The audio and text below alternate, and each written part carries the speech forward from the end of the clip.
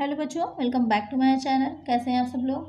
मैं आप लोग को कंपनी लॉ या फिर कहें कंपनी लॉ सेक्रेटरियल प्रैक्टिस पढ़ा रही थी। तो इसमें मैंने कुछ चैप्टर्स की वीडियो अपलोड करी थी। तो जो चैप्टर लास्ट मैंने आप लोग को पढ़ाया था पार्षद सीमा नियम के बारे में कि मेमोरेंडम ऑफ एसोसिएशन क्या होता है, बहुत ही इंपॉर्टेंट चैप्टर है। हर साल एग्जाम में इससे कुछ ना कुछ क्वेश्चन ज़रूर आते हैं, चाहे वो आप लोग का एमसीक्यूज क्वेश्चन का एग्जाम हो या फिर डिस्क्रिप्टिव पेपर आ रहा हो, दोनों में ही आपके ये चैप्टर बहुत इंपॉर्टेंट है। इसमें हमने पढ़ा था कि इसके जो वाक्य होते हैं, कॉज होते हैं, वो कौन कौन से होते हैं, उसमें क्या चीज़ें दे रखी होती हैं, ये हमने इसके बारे में पढ़ा था। आज के वीडियो में इसमें आगे हम ये पढ़ेंगे कि कैसे इसमें परिवर्तन किया जाता है आवश्यकता होने पर।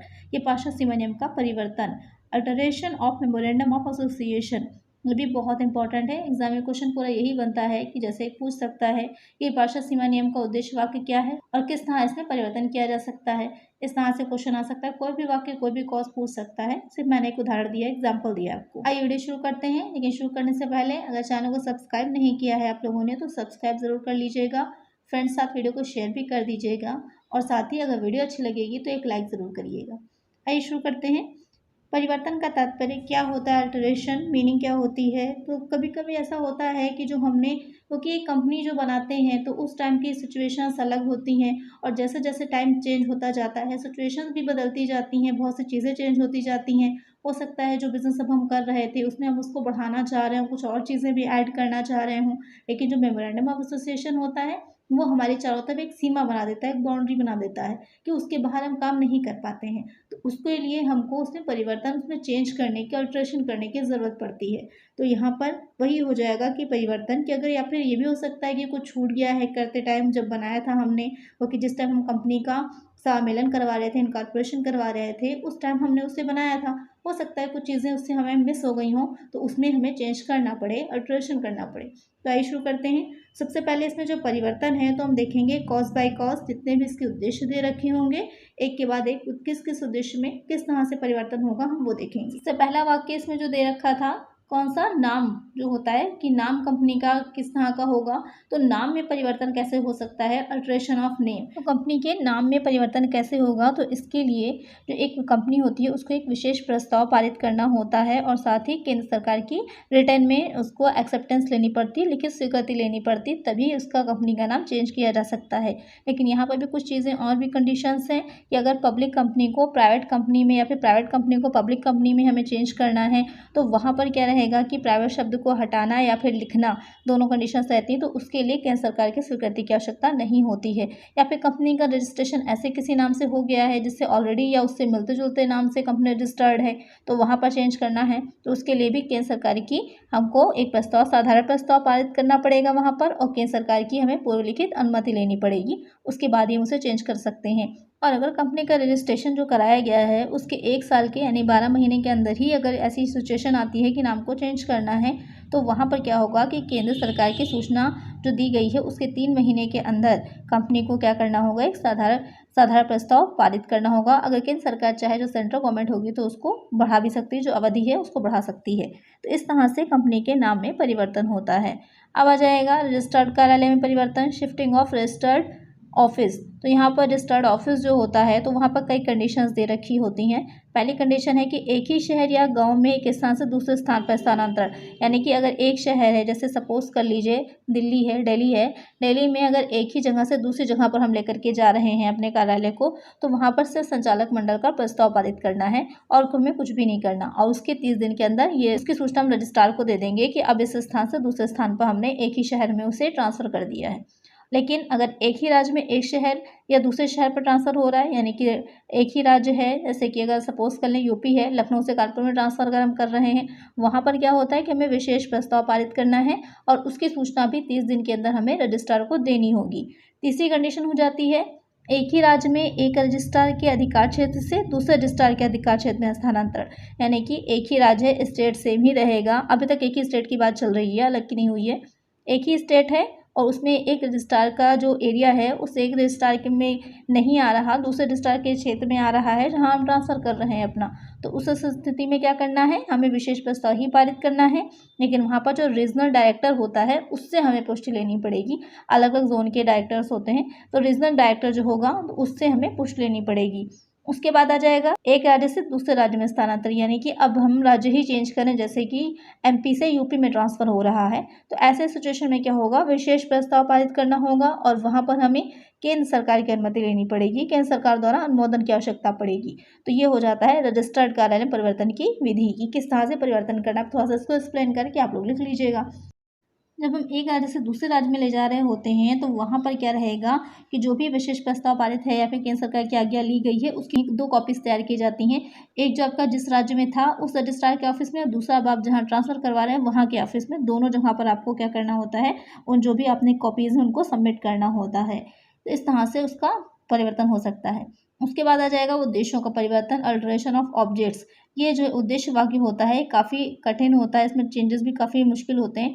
ऐसा इसलिए होता है क्योंकि यहाँ पर जो उद्देश्य वाक्य है वो डिसाइड करता है कि किस उद्देश्य से किसी कंपनी को बनाया गया था, क्या कार्य वो करना जा रही थी, उसकी सीमाएँ कि हाँ वो इतने कार्य ही कर सकती, उसके बाहर नहीं कर सकती, वो निर्धारित करती, वो डिसाइड करती है। इसलिए उद्देश्य वाक्य बहुत ही इंपॉर्टेंट होता है। तो उसमें जिस तरह चेंज भी होंगे वो काफ़ी कठिन होते हैं। तो कैसे उसमें चेंज किया जाता है, तो इसमें परिवर्तन जो होता है तो इसमें परिवर्तन के लिए कुछ सीमाएँ निर्धारित करी गई हैं जो कंपनी अधिनियम में दे रखी गई हैं, उसके बाहर में परिवर्तन नहीं किया जा सकता। तो यहाँ पर क्या रहेगा कि अगर कंपनी ने प्रॉस्पेक्टस जारी किया था और उसके माध्यम से जनता से उसने जो है धनराशि ली थी, तो वहाँ पर जब तक वो पूरी धनराशि उसे नहीं मिल जाती है तब तक वो कंपनी जो होगी वो डाक पत्र के द्वारा जो विशेष प्रस्ताव पारित किया है उसको भेजेगी। और साथ ही जो कंपनी का रजिस्टर्ड कार्यालय है जिस राज्य में, उस जगह पर स्थानीय न्यूज़पेपर होगा, वहाँ पर इंग्लिश और जो उसकी लोकल लैंग्वेज होगी उसके न्यूज़पेपर में उसे प्रकाशित भी कराना होता है। उसके बाद क्या होता है, उद्देश्य वाक्य परिवर्तन पर जो प्रवर्तक होंगे, कंपनी पर नियंत्रण करने वाले अंशधारी हैं या फिर असहमत अंशधारियों को जो कंपनी छोड़ने का प्रस्ताव, यानी कि कुछ अंशधारी ऐसे हैं जो इस परिवर्तन से सहमत नहीं होंगे, तो अगर छोड़ना चाहते हैं कंपनी को तो वहाँ पर जो सेबी ने गाइडलाइंस बनाई होंगी उसके अंडर में ही आकर के वो छोड़ सकते हैं या उनको अलग किया जाएगा। उसके बाद चेंजेस होते हैं जो उद्देश्य वाक्य होता है उसमें। उसके बाद जो उसकी उद्देश्य वाक्य होगा उसमें परिवर्तन की रजिस्ट्री भी करानी पड़ती है। तो उसके लिए क्या रहता है कि जो भी परिवर्तन हमने कराया होगा उसके आदेश की जो होगी प्रमाणित प्रतिलिपि परिवर्तित, साथ ही जो पार्षद सीमा नियम है वो कि अब हमने अपना जो उद्देश्य वाक्य परिवर्तित किया है, चेंज किया है, अल्ट्रेशन किया है उसमें, तो पार्षद सीमा नियम भी हमारा चेंज हो गया होगा। तो उस पार्षद सीमा नियम के साथ संलग्न करके क्या किया जाएगा, 3 महीने के अंदर रजिस्ट्रार जो होगा हमारा उसके पास हमें उसको फाइल करना पड़ेगा और जो रजिस्ट्रार होता है वो उसकी रजिस्ट्री 1 माह के अंदर कर देगा। तो इस तरह से रजिस्ट्रेशन कंप्लीट हो जाएगा और उद्देश्य वाक्य में परिवर्तन हो जाएगा। अब आएगा नेक्स्ट अंश पूंजी का परिवर्तन, अल्टरेशन ऑफ शेयर कैपिटल। अंश पूंजी में परिवर्तन जो रहेगा तो अंश पूंजी को बढ़ा करके, अंश पूंजी को घटा करके या फिर उसका पुनर्गठन करके किया जाता है। तो यहाँ पर अंश पूंजी को बढ़ाना तो आसान होता है, पुनर्गठन करना भी आसान है, लेकिन जो अंश पूंजी होती है उसको घटाना थोड़ा सा डिफिकल्ट होता है। यहाँ पर पूंजी को बढ़ाने के लिए कंपनी क्या करती है, नए अंशों का निर्माण कर सकती है, अपनी कुछ या समस्त अंश पूंजी को अपने वर्तमान अंशों की अपेक्षा अधिक रकम के अंशों के साथ क्या कर सकती है, एकीकरण कर सकती है या विभाजित कर सकती है, अपने अंशों को स्कंध में बदल सकती है, अपने अंशों को कम राशि के अंशों में विभाजित कर सकती है, ऐसे समस्त अंशों को रद्द कर सकती है जो व्यक्ति द्वारा लिए गए हों और ना उन्हें लेने की सहमति किसी व्यक्ति ने दी है। तो इस तरह से पुनर्गठन कर सकती है। तो कंपनी अपने अंश पूंजी को बढ़ाना है, पुनर्गठन आसानी से कर सकती है। इसके लिए उसे सिर्फ साधारण सभा में ही प्रस्ताव पारित करना होता है, उसको चेंज कर सकती है। लेकिन जो उसमें अंश पूंजी में उसे कमी करना है तो उसके लिए उसे न्यायालय की आज्ञा लेनी पड़ती है। न्यायालय की आज्ञा लेने के बाद ही वो उसमें परिवर्तन कर सकती है या उसे कम कर सकती है, ऐसे नहीं कर सकती। क्यों? क्योंकि जो इससे अंशधारी होते हैं उनके जो अधिकार होते हैं वो प्रभावित होते हैं। तो ये हो जाते हैं कंपनी के जो वाक्य थे उनको और उनमें किस तरह से परिवर्तन किया जाता है उसके बारे में। अब हम देखते हैं कि कुछ और चीज़ें इसमें दे रखी हैं। एक हो जाएगा शक्ति बाह्य अधिकारों का सिद्धांत, डॉक्ट्राइन ऑफ अल्ट्रा वायर्स। तो यहाँ पर ये काफ़ी इंपॉर्टेंट है, काफ़ी ये पूछा जाता है शॉर्ट में भी लॉन्ग में भी कि शक्ति बाह्य अधिकार क्या होते हैं, शक्ति के बाहर अधिकार क्या होते हैं। तो यहाँ पर जो शक्ति के बाहर अधिकारों की बात हो रही है तो एक कंपनी का जो सीमा नियम होता है, सबसे पहले कंपनी का आता है कंपनी अधिनियम, उसके अंदर आ जाता है पार्षद सीमा नियम, उसके अंदर आ जाता है पार्षद अंतर नियम और सबसे अंदर होती है कंपनी। पार्षद से अंतर नियम के बाहर कंपनी जा सकती है, सीमा नियम के बाहर जा सकती है, लेकिन कंपनी अधिनियम के बाहर नहीं जा सकती। तो अलग अलग कंडीशन हो जाती हैं कि किस किस तरह के अधिकार और किस नियम के बाहर जा रहे हैं। इसमें क्या रहेगा कि जैसे अगर हम बात करें उदाहरण के लिए उद्देश्य वाक्य की, तो जो कंपनी का जो उद्देश्य वाक्य है उसमें लिखा होगा कि कंपनी क्या क्या कार्य कर सकती है और क्या नहीं। और वो उसकी समझ लीजिए एक तरह से शक्तियाँ हैं कि इसके बाहर वो कार्य नहीं कर पाएगी। लेकिन अगर कंपनी उसके बाहर जाकर के कोई कार्य करती है और उससे किसी व्यक्ति को हानि होती है, तो जो भी हानि होगी उसके लिए कंपनी उत्तरदायी नहीं होती। ये अपेक्षा की जाती है कि जो भी कंपनी के साथ व्यवहार कर रहा है उसे कंपनी के बारे में इस चीज़ की नॉलेज होगी कि क्या कार्य कर सकती है और क्या नहीं कर सकती है। तो यही हो जाएगा कि ये उसके क्या होंगे, शक्ति के बाहर के कार्य हो जाएंगे। इसी तरह कंपनी अधिनियम के बारे में भी होता है, उसी तरह पार्षद सीमा नियम के बारे में भी होता है। ये सिद्धांत जो सबसे पहले प्रतिपादित किया गया था तो इंग्लैंड के हाउस ऑफ लॉर्ड्स द्वारा Ashbery railway carriage and iron company बनाम रिचे के वाद में प्रस्तुत किया गया था, और वहीं पर यह बात आई थी कि अधिकार शक्ति के बाहर या फिर अधिकारातीत का सिद्धांत भी इसे कहा जाता है। ध्यान रखिएगा, अधिकारातीत के नाम से ही पूछ सकता है, शक्ति के बाहर सिद्धांतों के नाम से भी पूछ सकता है। तो इसमें आप इसके बारे में देखते हैं कि कौन सा अनाधिकृत क्रियाएं या फिर शक्ति बाह्य सिद्धांत का क्या अर्थ है। 3 तरह के हो जाते हैं। पहला हो जाएगा कंपनी अधिनियम के आधार पर अनाधिकृत क्रियाएं, ऐसी चीजें जो कंपनी अधिनियम के बाहर नहीं की जा सकती किसी भी कंपनी के द्वारा, अगर करी जाती हैं तो वो अनाधिकृत क्रियाएं कहलाएंगी, वैध नहीं होती, ना ही उन्हें वैध किया जा सकता है। इसमें क्या रहेगा, पूंजी में से लाभांश का भुगतान जो कि ये नहीं किया जा सकता, इनवैलिड है, अवैध है। अनाधिकृत पूंजी का निर्गमन नहीं कर सकती, अथोराइज कैपिटल का ही निर्गमन कर सकती जो कि पूंजी वाक्य में दे रखी होगी उसके। वैधानिक आवश्यकता को पूरा किए बिना ही कंपनी की पूंजी को कम करना। पहले मैंने बताया कि कम करना जो होता है उसके लिए न्यायालय की अनुमति लेनी पड़ती है। आप बढ़ा सकते हैं, पुनर्गठन कर सकते हैं, लेकिन कम नहीं कर सकते। हरण किए गए अंशों की बिक्री के लाभ को सदस्यों में बांट देना, वो क्या होता है, पूंजी लाभ होता है, उसको आप ऐसे नहीं बांट सकते। तो ये कार्य हो जाते हैं कंपनी अधिनियम के आधार पर अनाधिकृत क्रियाएं। उसके बाद आ जाएगा पार्षद सीमा नियम के आधार पर शक्ति बाह्य कार्य। ये पार्षद सीमा नियम के जो कार्य होते हैं तो वहाँ पर 2 तरह के कार्य हैं, 2 तरह से इसको बांटा गया है। पहला हो जाएगा कंपनी की जो क्रियाएं पार्षद सीमा नियम के अनिवार्य शर्तों के बाहर होती हैं पर कंपनी अधिनियम के भी बाहर होती हैं, यानी कि कुछ इस तरह के कार्य किए गए हैं जो कि पूरी तरह से अवैध हैं, वैध हो ही नहीं सकते, ना ही उन्हें वैध किया जा सकता है। तो क्या हो जाएंगे, पूरी तरह से अवैध होंगे और वो निष्क्रिय होंगे। दूसरा हो जाता है पार्षद सीमा नियम के बाहर पर कंपनी अधिनियम के अंदर के कार्य, यानी कि हमने कुछ ऐसे कार्य किसी कंपनी में किए गए हैं जो कि उसके पार्षद सीमा नियम से तो बाहर है, लेकिन कंपनी अधिनियम ने जो बनाया गया है उसके अंतर्गत वो उन कार्यों को कंपनी कर सकती है।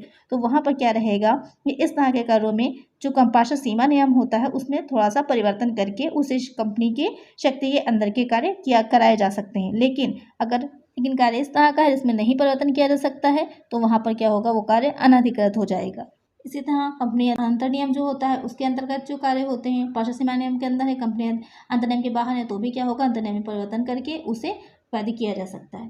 फिर आ जाता है कि शक्ति बाह्य क्रियाओं के प्रभाव, क्या प्रभाव होते हैं। तो क्या होगा, कंपनी का बंध ना होना, ओके, अगर शक्ति के बाहर के कार्य हैं, कंपनी के अधिकार में नहीं आते थे तो उसके लिए कंपनी को बाध्य नहीं किया जा सकता।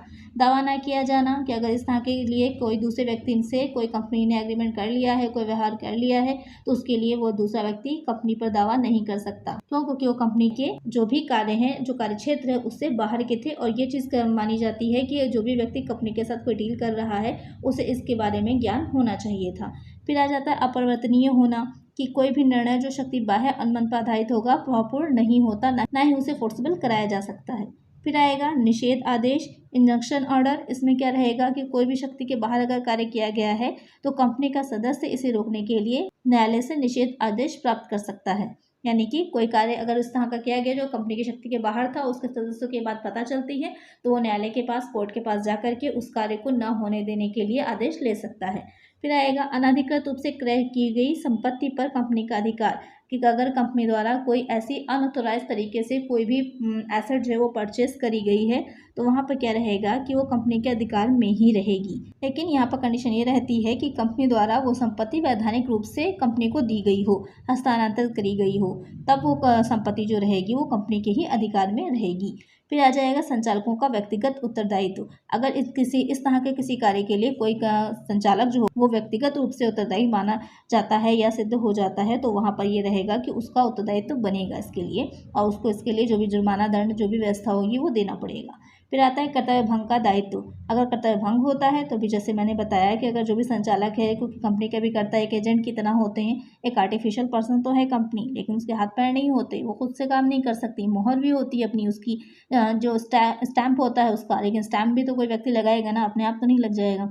तो उसके लिए संचालक होते हैं जो कंपनी को चलाते हैं। तो अगर संचालक उत्तरदायी इसके लिए पाए जा रहे हैं तो वहाँ पर इन संचालकों को जो भी क्षति होती है वो देनी पड़ेगी। कंपनी को या फिर जो दूसरा पक्षकार है उसको। तो ये हो जाते हैं शक्ति बाह्य क्रियाओं के प्रभाव। तो इस चैप्टर में हमने पढ़ा कि कंपनी का जो पारस्परिक सीमा नियम है उसके जो वाक्य हैं, कॉजेस हैं, उसमें किस तरह से परिवर्तन किया जा सकता है। साथ ही जो शक्ति बाह्य सिद्धांत है या शक्ति के बाहर के सिद्धांत या फिर अधिकारातीत के सिद्धांत, कुछ भी कहिए, तीनों का ही आंसर सेम ही रहेगा कि वो क्या होते हैं और किस तरीके के होते हैं या उसका क्या प्रभाव पड़ता है। तो आज की वीडियो में हमने इसके बारे में पढ़ा। हम नेक्स्ट वीडियो में पढ़ेंगे कि पार्षद अंतर नियम क्या है, आर्टिकल्स ऑफ एसोसिएशन के बारे में हम नेक्स्ट वीडियो में पढ़ेंगे। काफ़ी इंपॉर्टेंट है, तो वीडियो मिस ना करिएगा। तो आज की वीडियो में इतना ही। अगर वीडियो अच्छी लगी है तो लाइक ज़रूर करिएगा और फ्रेंड्स के साथ वीडियो को शेयर करिएगा। सब्सक्राइब नहीं किया है तो सब्सक्राइब ज़रूर करिएगा। मिलते हैं नेक्स्ट वीडियो में। Thank you.